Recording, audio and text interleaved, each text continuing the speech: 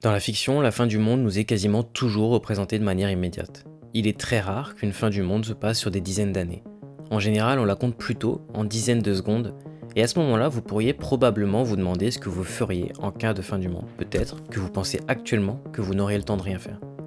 Et ce serait probablement vrai, parce que vous ne faites rien maintenant. We knew the world would not be the same.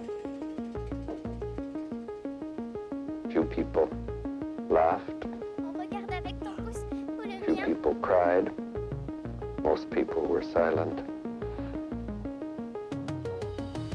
I remembered the line from the Hindu scripture, the Bhagavad Gita.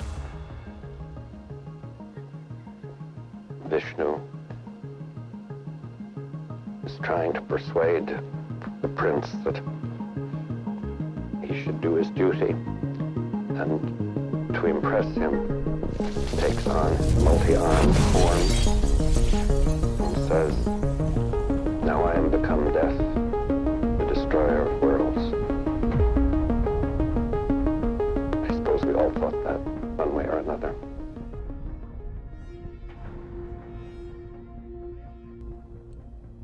Cette célèbre maxime signifie que tant que la vie existe encore, tant qu'elle perdure, alors il y aura de l'espoir. Mais dès la première scène du film, l'espoir nous est retiré.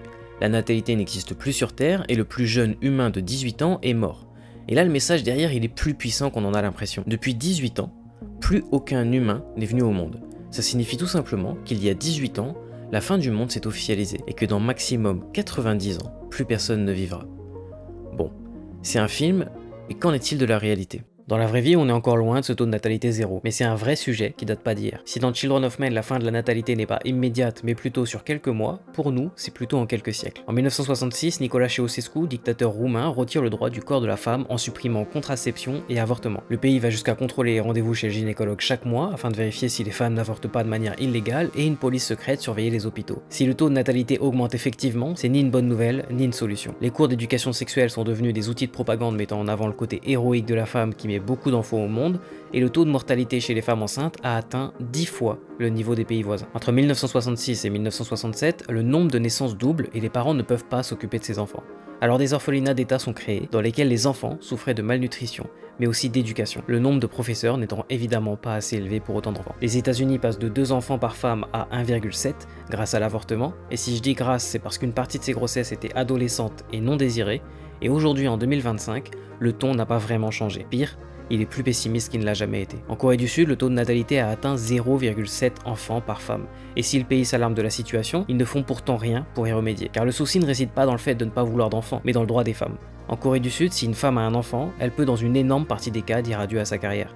Au Japon, 29% de la population a dépassé les 60 ans, ce qui en fait le pays le plus vieux du monde. En Chine, la politique du pays a longtemps forcé le peuple à avoir un nombre d'enfants défini, et même si cette politique n'existe plus, le taux de natalité n'augmente pas. Au contraire, il a rarement été aussi bas. Pour avoir un enfant en Chine, il faut obligatoirement être marié, et le coût de la vie d'un enfant représente 7 fois le PIB d'un habitant. Aujourd'hui, on estime qu'en 2100, 97% des pays n'auront plus suffisamment d'enfants pour pouvoir continuer d'exister. On estime que 40% de la population vivra en Afrique, seule région aujourd'hui où la fécondité dépasse encore les 4 enfants par femme. Et si l'humanité est en déclin, il faudra laisser une trace.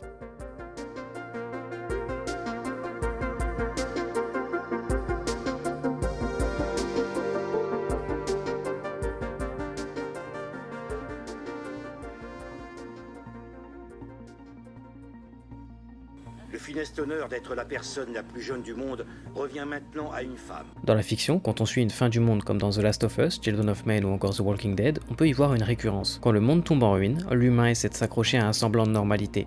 On essaie de s'accrocher à quelque chose que l'on connaît, à un monde que l'on trouve normal, et au-delà de l'idée de simplement reconstruire le monde, on souhaite préserver l'art. Dans Children of Men, l'art a une place majeure. C'est ce qui nous différencie des animaux. La simple conscience de notre existence nous permet de créer de l'art pour exprimer un sentiment, laisser une trace dans le monde, l'idée étant d'aller plus loin que notre propre existence. Dans ce film, alors que les immigrés sont traités pire que les animaux, on essaye de préserver l'art pour s'accrocher à un passé, alors que personne ne pourra plus le voir dans 50 ans. J'en reviens pas. Dans 100 ans, grand maximum, plus personne viendra regarder ces vieilleries. Comment tu peux continuer? Tu veux que je te dise, Théo? Il suffit de ne pas y penser. Les animaux laissent des empreintes dans la terre, les humains laissent des œuvres sur les murs, et Picasso nous suivra tout au long du film. S'il n'est représenté en fait qu'une seule fois avec son tableau Guernica, qui recouvre un mur entier, son tableau nous suivra aussi dans la vraie vie. Peint en 1937 pour dénoncer les violences fascistes de la guerre, dans la scène suivante, on peut voir un cochon voler à travers la fenêtre, référence directe à l'album Animals de Pink Floyd, lui-même une référence au livre Animal Farm de George Orwell, et si pour le coup ces œuvres dénoncent véritablement le fascisme, Guernica non, c'est les interprétations qui l'ont voulu au fil des années. Guernica, c'est un tableau dans lequel il y a un taureau, une poule, un oiseau. Et d'après Picasso lui-même, ce sont simplement un taureau, une poule et un oiseau. Mais ce sont surtout des animaux massacrés, au milieu d'une guerre qu'ils n'avaient pas désirée. Francis Fukuyama, auteur de The End of History and the Last Man, dira ceci. Dans la période post-historique, il n'y aura ni art, ni philosophie, mais seulement la gestion perpétuelle du musée de l'histoire humaine. Je peux ressentir en moi et voir chez les autres autour de moi une puissante nostalgie de l'époque où l'histoire existait. Et dans ce film, on voit que même s'il existe quelques technologies innovatrices mais superflues, l'art n'est plus créé. Pourquoi continuer de créer si l'humanité est finie? Pourquoi aimer? À la différence d'une fin prévue pendant quelques jours où vous pourriez braquer une banque juste pour voir ce que ça fait, là, pourquoi le faire? L'espoir est perdu, les envies et les désirs disparaissent en même temps que les rêves, et le peuple n'attend plus que sa fin. Francis Fukuyama comparait il y a 10 ans Children of Men au Japon, alors que le Japon souffrait déjà d'un manque de natalité, il ne souffrait pas encore comme je vous le décrivais au début.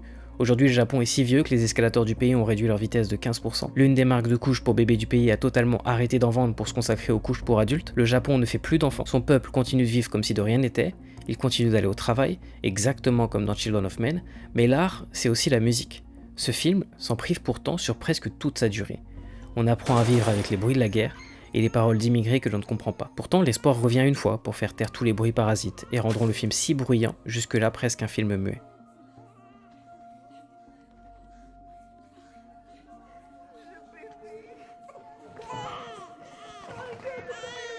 Reculez! Putain, reculez! Stop! Cessez le feu! Cessez le feu dehors! Cessez le feu!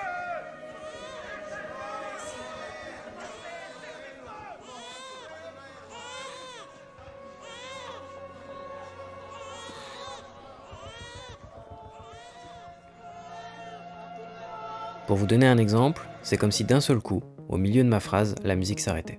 Le vide s'installe, vous êtes tout de suite plus à l'écoute, et vous attendez le moment où elle reviendra. C'est exactement le propos de cette scène.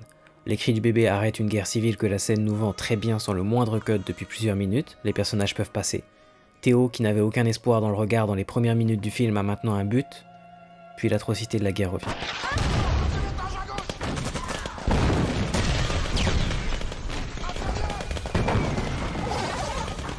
Cette scène, en plus d'être lourde de sens et d'offrir enfin de l'espoir au monde, est surtout une référence biblique à Moïse. Théo fait s'écarter les militaires pour guider Ki et sa fille vers un renouveau comme Moïse a guidé son peuple vers un recommencement. Le bateau à atteindre s'appelle le Tomorrow. C'est encore une référence au fameux The End is the Beginning, souvent utilisé dans Fear the Walking Dead, un autre monde sous Apocalypse, et c'est aussi une interprétation du concept Alpha et Oméga décrit dans la Bible comme le commencement et la fin, qui souligne l'idée que chaque fin contient une germe d'un commencement. Le regard vide de Théo du début du film nous est expliqué plus tard. Théo a perdu son fils, son mariage, il ne croit plus en rien et est alcoolique en plus de cacher sa peine en permanence. Et s'il retrouvera sa femme le temps d'un instant, elle lui sera arrachée à nouveau. Jasper, l'un des personnages les plus importants du film, est un peu le contraire de Théo, et c'est lui qui nous racontera l'histoire du personnage principal. Jasper a aussi perdu sa femme, même si sa perte n'est que mentale, il attend lui aussi la fin de la vie et préfère faire des blagues et fumer de la drogue, chacun son exutoire. Mais Théo finira par récupérer cet espoir. S'il ne croyait ni en rien, ni en personne jusque-là, Théo croit maintenant en demain, et ça, juste avant sa mort.